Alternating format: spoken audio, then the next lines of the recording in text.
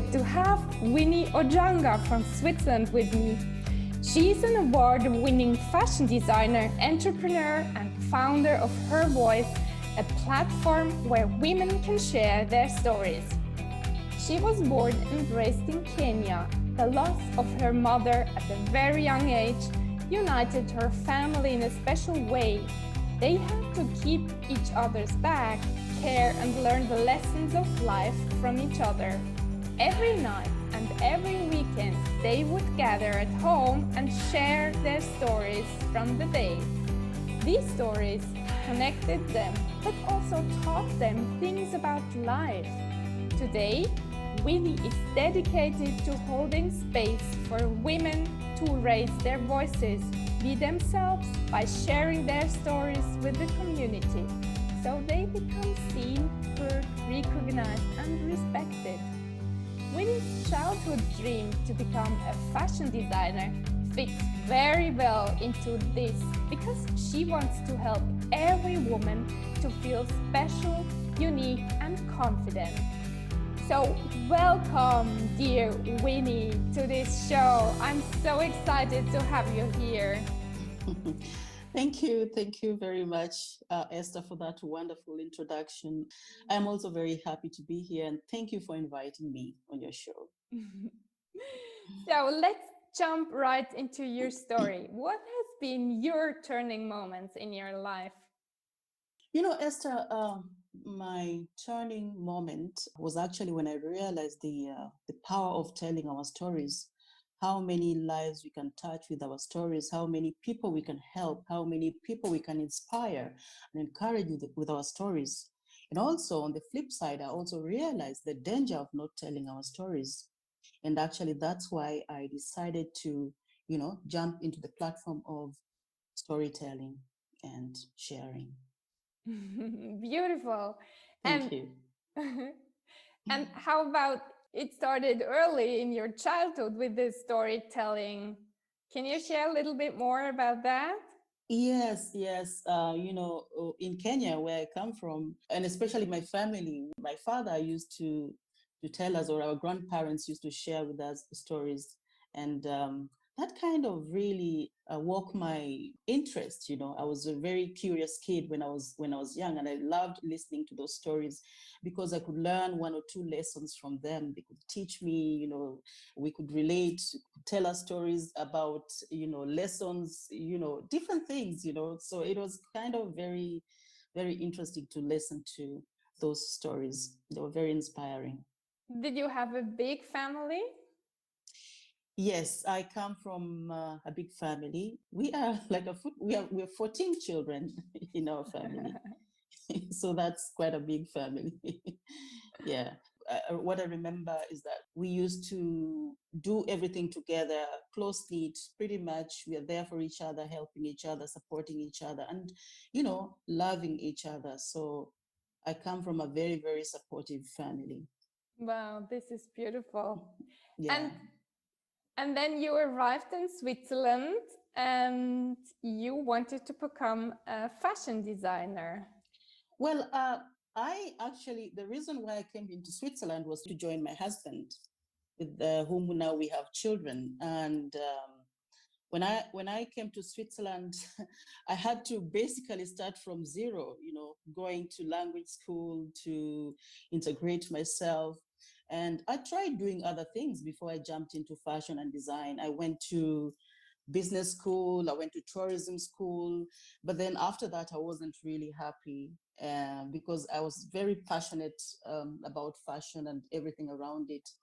Then after that, I went to fashion school, and after finishing the fashion school, I started my collections and I started, my career, following my career in fashion. Why do you think fashion is so important for every woman? Fashion is pretty much part of our lifestyle. Everybody, every woman, every man embraces fashion. The clothes we eat, how we decorate our homes where we live, everything is pretty much fashion, so it's pretty much part of our lifestyle.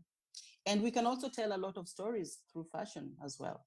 What is the story that you like to tell through fashion? The stories that I would love to tell about fashion is our traditions. I love whenever I'm creating as a fashion designer, I love going through the fashion history of whatever region inspires me, the traditions, how they dress up, their colors, and many other aspects. So yeah. And then you created this platform, Her Voice. Let's talk about this. Tell me more. I created Her Voice because the inspiration was actually from me. When I came to Switzerland, I realized how many women were out there and they could not tell their stories. And then I created the platform where women could come up once in a while and then we share our stories. Because I mean, it's really much frustrating coming from a different land, living in a different country where you don't know anybody, and sometimes you don't even know how to go about it. And I realized that when women come together in a community, we can share, we can encourage each other, we can help each other. And actually that's how her voice started. Her Voice was founded before COVID. How did you run it before? Her Voice was started. We are now 5 years down the line running Her Voice. It was started pretty much well before COVID, and I've been running it. I've been doing seasons. I've been doing annually, and right now we have a chapter that we have started in Kenya that I'm working with women, our local women entrepreneurs in Kenya, where we are doing table banking, supporting those young women who are in business, encouraging each other, telling their stories, sharing their stories, and it's pretty much coming up quite well. Tell me more about it. What exactly do you want to know? How do you do it in Kenya? In Kenya, the women, they organize themselves in groups, so they meet like once in a week or once in a month. They meet, they do table banking, talk to each other, encouraging each other, support each other, and many more. It's pretty much meeting up and sharing and networking as well. Oh, great.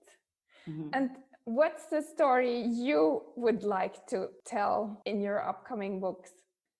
Uh, well, that's a project that I'm still working on. Yeah, I want to work on stories, but it's something that I still do not want to open up so much about. But I would love to share our childhood stories that we heard from our parents, from our grandparents when we were growing up. But I'm not going to go so much into details right now. Is there one special story you always remember, which is very dear to you and you would Oh, tell? I remember many. I remember many stories as a young kid. There are many. One small story, Winnie, you could share with us. There's this a beautiful story of a young girl who was going to the river, and she was carrying a pot on her head. She was so beautiful in the village. And whenever she got out, everybody was very much interested to know her. And behind that beauty, nobody knew that she had some hidden secrets.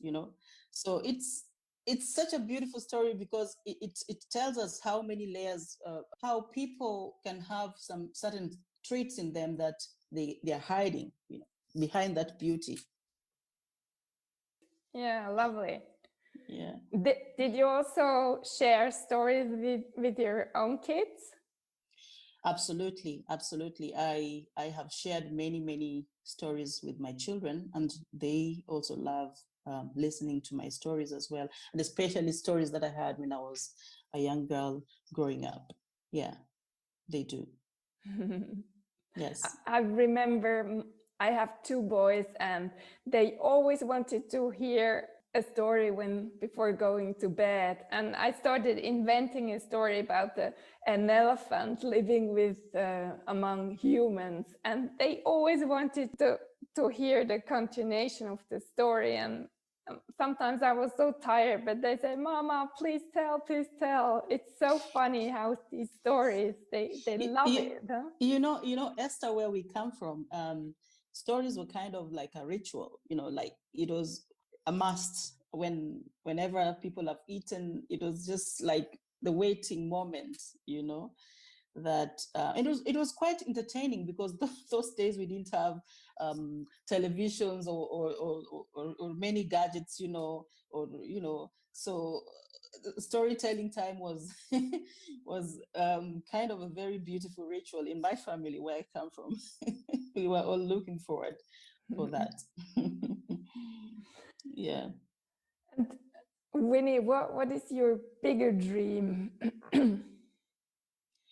My bigger dream is to help make the world a better place, you know, embrace more humanity. And I would wish that people could love each other more, be there for each other more, support each other more, you know. Yeah. So just to see happiness and love in the whole world. And how was it for you this time where the community wasn't there during the pandemic or so? How did you experience this time, this special time? Oh, this time was this time was very trying for everybody. It was quite a very challenging time.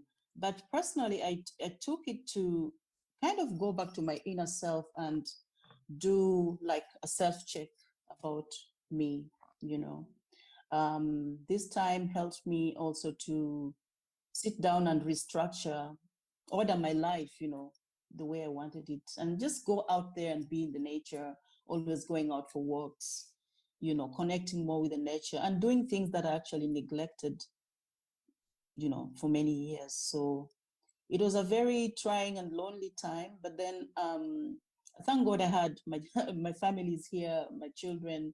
So it was quite also a very beautiful time to just have those quiet dinners together, just quiet moments at home. Yeah, I took it in a very positive way, even though it was very tough, especially knowing that my other families, my brothers, my other siblings, you know, are all back in Kenya. So that was also not easy to know that we're apart during these difficult times. Mm. Can you give some examples what you rediscovered during this time? You know, I rediscovered how I should embrace more the small things that we always ignore, you know, like sitting down with my children and just going into details and talking into details about everything about life really made me understand them more, you know, because now we had more time with the family. We could go out for walks. We could do a lot of things together. Um, so it made me realize how meaningless actually life can be when the lights go off just like that, you know. So yeah. Mm. And when the world opens up a little bit more, what is your dream for then? You mean when things get better now after pandemic? Yes. Mm. I want to work more on the projects that I've started because now I laid a very good foundation. I had to go back and work on small things that I neglected, you know. So I want to go full board on my projects that I've been working on, you know, build on them, you know, and also see if I can expand, spread my wings back to Africa, back to Kenya, where I come from, and help more. Mm. Yeah. And how about her voice? Her voice is still going on. We are still working. Like I told you, we are opening different chapters, and we have already opened Kenya. Let's see what other chapters we shall open as time goes by. But we are open to spread our wings across the globe. Yeah. So Winnie, do you want to share some lessons you've learned in life? I've learned so many lessons, very many lessons actually. What I can share with the world is just learn to just be brave to say no. It helps. Set your goals and priorities and clear boundaries. That's very important. I've also learned to always give your best in whatever you do. Like, you have to give it all, you know, there's no shortcuts. You have to just go out there and put your gifts, put your passion, put love in whatever you're creating, and create it with love. And that's how the universe will receive it. Beautiful. Yeah. And Yes. if you started writing a book, where would you start with your story? Definitely, I would start with my childhood.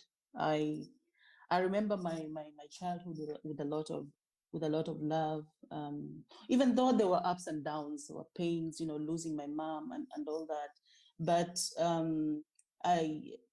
I have taken all those challenges as, you know, growing up and learning from everything. I would actually start from my childhood. How Yes. old were you when your mother died? I was 2 years old when my mother died. Yes, pretty young. And the only memories I'm left with are what I hear from people. They tell me stories about her, and so very were inspiring. You sorry, Winnie. Yeah. Were you the youngest? Yes, I am the second last born in my family. Okay. So Winnie, when you think how you grew up and when you see how your kids are growing up, what do you think is emotionally a big difference between Kenya and Switzerland? You know, there's a very big difference because in Kenya, where I come from, or generally in Africa, a child belongs to the community. So basically, every member of the community can always come in and have something to say about the child, especially in terms of discipline or things like that. But then in Switzerland, the difference is that the child belongs to you as a parent. You know, to discipline them. The parenting is basically you. And the children of today are quite very open-minded. There's a very, very big difference if you look at it. If I compare my childhood and basically how the children of today are, big difference. And it's teaching me one thing, to remain teachable. I'm still learning even with them, you know, just doing a lot of talking, listening to them a lot as well, because I realize that's very important, to listen to learn to listen to your children. That's very important. And just talking basically with them and to them. Yeah. Beautiful. Where can people reach you, Winnie? Well, I am very much present on social media. I am on Instagram. You can find me at Winnie Ojanga. You can also find me on Facebook at Winnie Ojanga Official. You can also find me on YouTube. My channel, I have a channel, Her Voice by Winnie Ojanga. Great. So one last word, Winnie, for our audience, something from your wisdom. You know, the last word that I would tell people out there is that don't stop growing, keep on growing, and keep on sharing your gifts to the world and with the world. Always learn to just be ready and go out there and do whatever gift and practice whatever gift God has given you with a lot of passion and with a lot of love. That's very important. Thank you so much for having been here and sharing your wisdom, Winnie. Thank you so much. Thank you to Esther for having me. I really appreciate it. Thank you very much.